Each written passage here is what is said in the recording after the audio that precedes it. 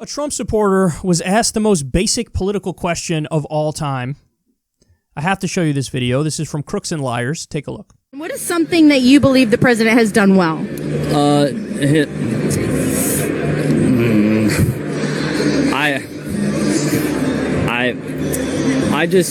I'm not really sure. I just support him.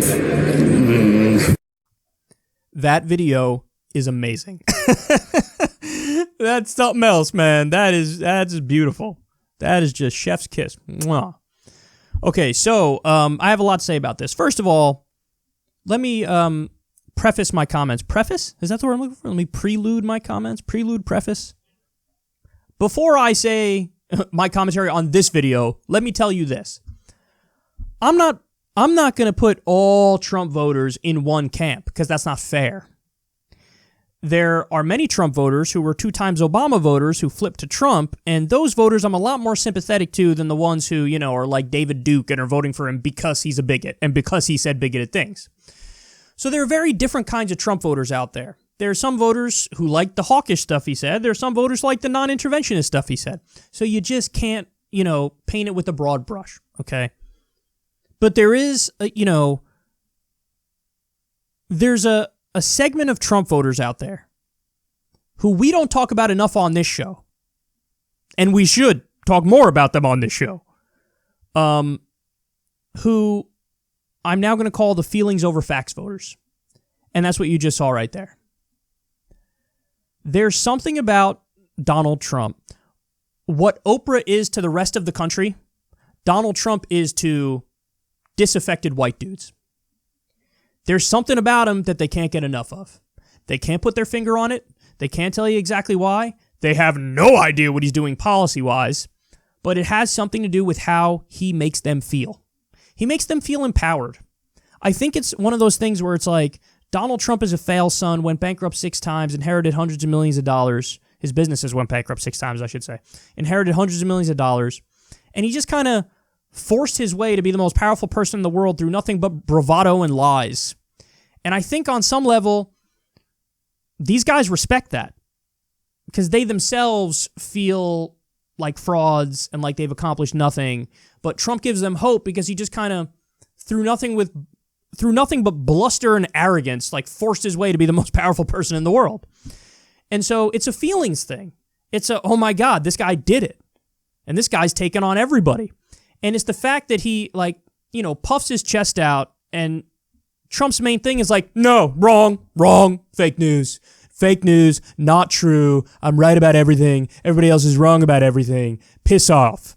It's that attitude that guys like this are like, ooh, it makes me feel a certain way. Remember when, I think it was Chris Matthews said about Obama, he gives me a tingle up my leg or a tingle up my spine or something like that? That's these dudes with Trump. Like, oh, the strength. Oh, the arrogance. Oh, it's so hot. Yes. Oh, Trump. That's how these guys feel. Now, it's a sprinkle of that. And then with some of these guys, I mean, let's keep it totally real here. It's white identity politics. It's like they look at this guy and they're like, as Jesse Lee Peterson says, he's the great white hope.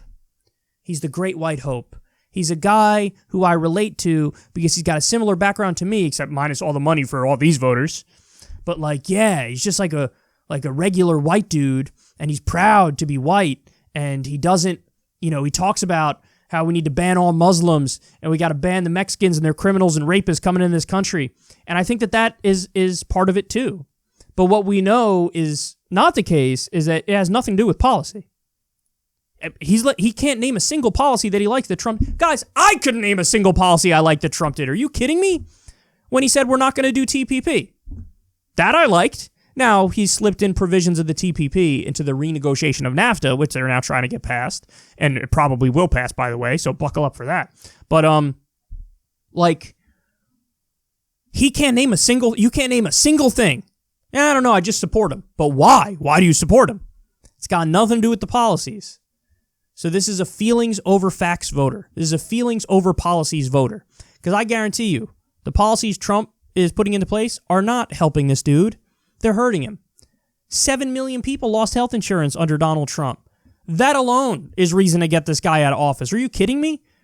We went in the wrong direction when it comes to that.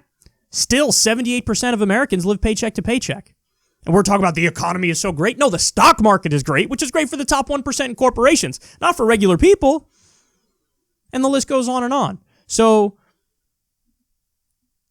it's really something when you see the feelings over facts voters up close and you realize, oh, this guy isn't part of, a coalition of voters who were screwed by the outsourcing in the Midwest, who voted for Obama twice and then Trump. This guy is a feelings over facts guy who just likes the way that Trump makes him feel. To him, he's watching a TV show and he found his favorite character. That's it.